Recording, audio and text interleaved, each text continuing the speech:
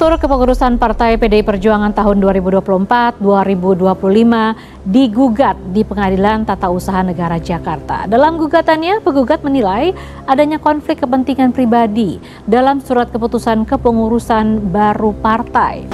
Kepengurusan PDIP 2024-2025. Jadi karena ini ada pro dan kontra polemik, maka kita mewakili beberapa kader PDIP untuk meminta pembatalan itu di PT UN ini supaya ada kepastian hukum.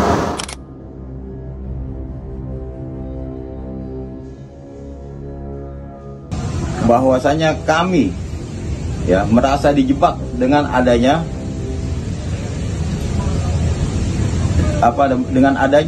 surat gugatan yang ditujukan kepada ketua umum kami.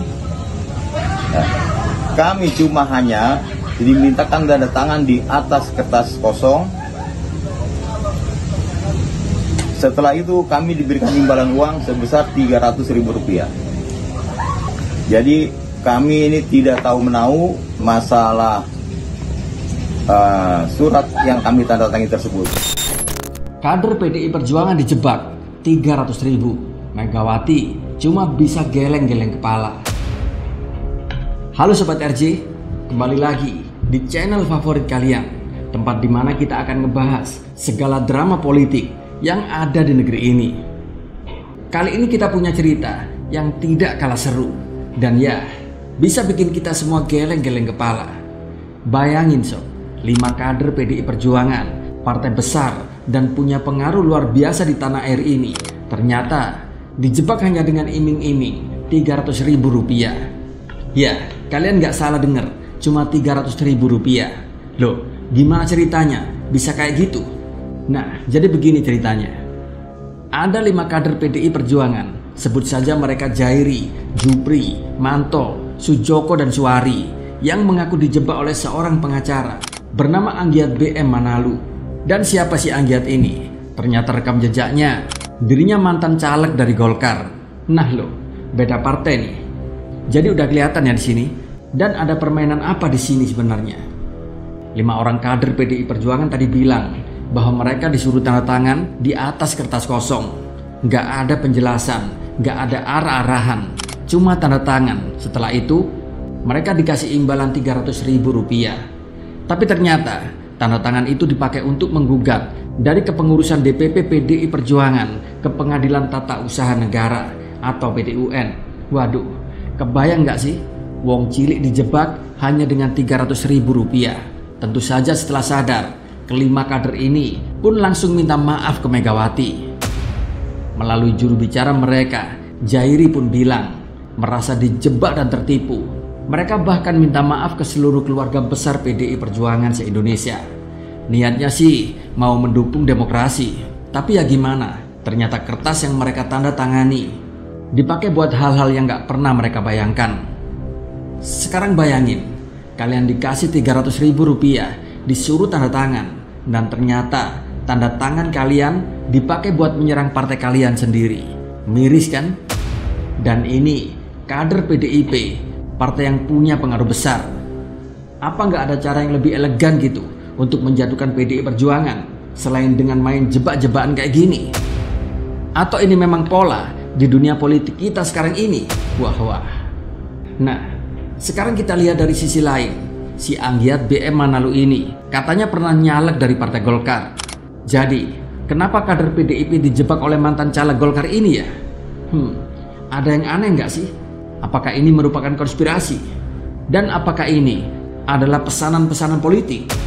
Pertanyaan ini tentu saja nggak bisa kita jawab begitu saja. Tapi jelas, ada sesuatu yang lebih besar di balik semua ini. Seperti ada permainan tingkat tinggi di dalamnya. Sayangnya, ujung-ujungnya rakyat kecil seperti 5 kader inilah yang menjadi korbannya. Kalau kita lihat sejarah politik di Indonesia, memang seringkali rakyat kecil atau bahkan kader-kader partai yang dinilai begitu loyal lalu dijadikan korban konspirasi. Ya, politik memang kejam bro.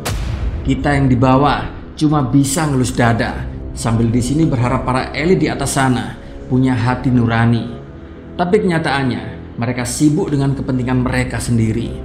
Dan imbasnya, setelah kasus ini mencuat, politisi PDIP yaitu si Guntur Romli bilang kalau langkah-langkah tegas akan diambil biar si Anggiat ini jadi jerah.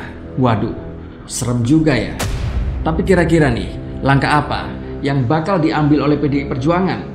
Jangan-jangan kita akan melihat drama politik baru lagi dalam waktu dekat ini. Ya namanya juga politik, nggak pernah ada habisnya buat diomongin. Di satu sisi, kita bisa melihat betapa mudahnya orang-orang seperti 5 kader tadi dibohongi. Dan ini mungkin bukan kasus pertama ataupun terakhir dalam dunia politik kita.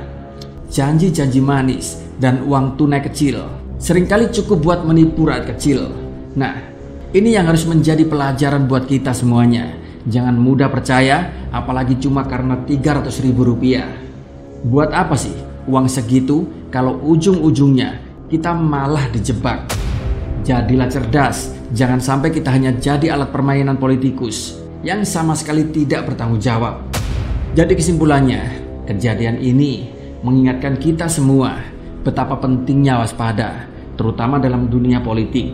Kadang yang kelihatan sepele, kayak tanda tangan di kertas kosong, ternyata bisa punya dampak yang besar. Kita harus pintar-pintar memilah informasi dan gak mudah terjebak rayuan ataupun janji-janji manis. Nah, tentang siapa otak di balik layar dalam kasus jebakan Batman ini, kita serahkan pada waktu yang menjawabnya. Oke sob, sampai di sini dulu ya video kita kali ini, dan salam dari rakyat jelata.